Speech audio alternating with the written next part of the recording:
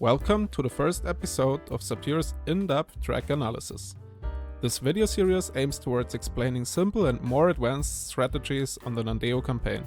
While beginners should be able to understand how to drive a decent time with little tips and tricks, experts might be made aware of some more intricate mechanics. The guide is designed in a way where step-by-step integration of individual elements is possible to work towards the fastest time. Enough talking, let's begin with the track analysis of Spring 2301. Enjoy! Traditionally, 01 is one of the shortest maps in the campaign, making an exception this year with an author time of 28,610 seconds.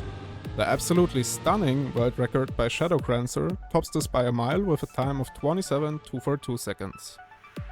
The map can be divided into 4 sections, which will be referred to during this video. The downhill, the middle, the turn, and the jump.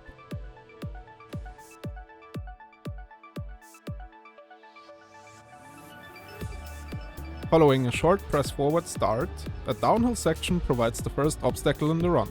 After maneuvering through a small chicane in the middle of the map, the most decisive part lies ahead.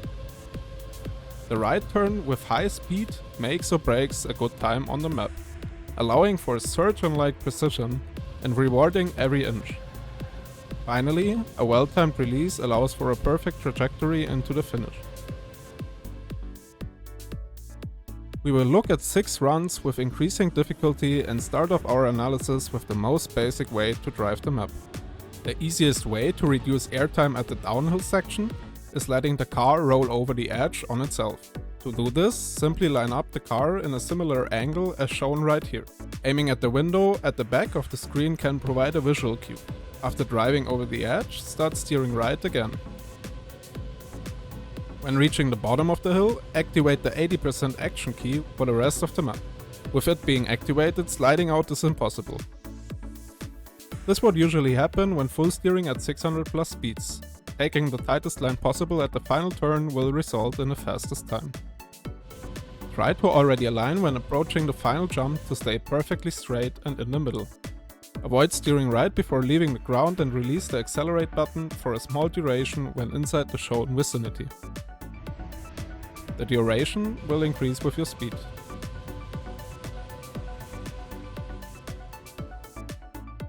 The first improvement takes place at the beginning of the downhill. Compared to the previous run, an adjustment by using a fast right-left steering movement to enter the hill sooner reduces the total distance until the next turn. The same principle as in the first run, letting the car roll over the edge, still applies within a shorter time frame.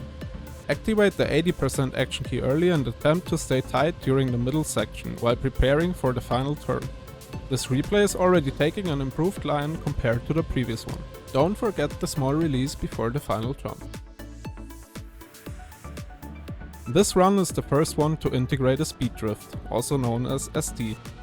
The speed slide is started by following the previous approach, but instead of letting the car roll over the edge completely without airtime, the tiniest jump allows for the initiation of a speed slide. The angle depends on the current speed and changes based on surface. By holding a precise overlap of skid marks, the car accelerates faster than usual. Another small speed slide can occasionally be added at the bottom of the ramp by steering hard to the left when going back onto the straight. Activate the action key afterwards.